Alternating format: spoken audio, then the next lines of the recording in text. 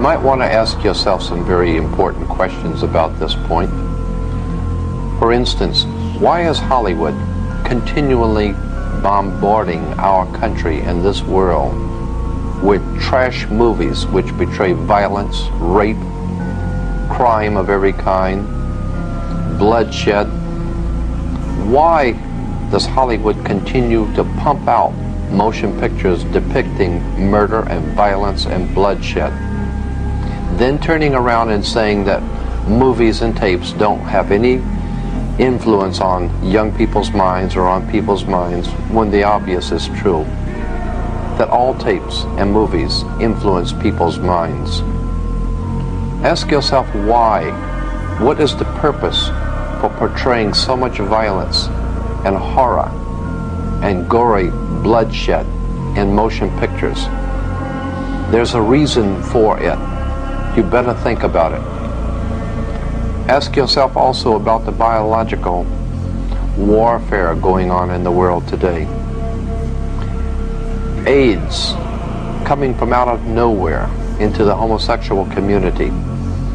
What are homosexuals doing today that they didn't do 6,000 years ago? And why is it we all of a sudden in 1980s have AIDS?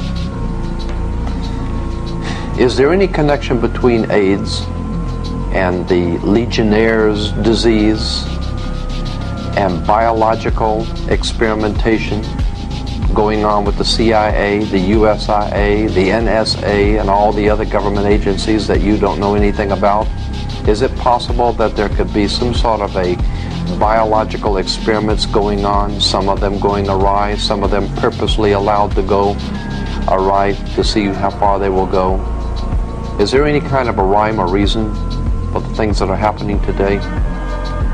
Keep in mind too that what your government pays for, it gets. If you are paid to do something for the government, they will extract from you exactly what they have paid for. When we understand that, then we look at universities and schools, government-financed institutions of education, and see the kind of students and the kind of education that's being turned out by these government-financed schools. Logic will tell you that if what is being turned out in those schools was not in accord with what the state and the federal government wanted, then it would change it. The bottom line is that the government is getting what they have ordered. They're getting what they have paid for. They do not want your children to be educated. They do not want you to think too much. That is why our country and our world has become so proliferated with entertainments, mass media, game shows, television shows, amusement parks, drugs, alcohol, and every kind of entertainment to keep the human mind entertained, so that you don't get in the way of important people by doing too much thinking. You had better wake up and understand that there are people who are guiding your life and you don't even know it. And all American citizens, I think, have suspected something like this is going on. But we're all too busy trying to stay alive and live our lives. And after all, what can one person do about it? One person can do nothing, but a nation educated can do much.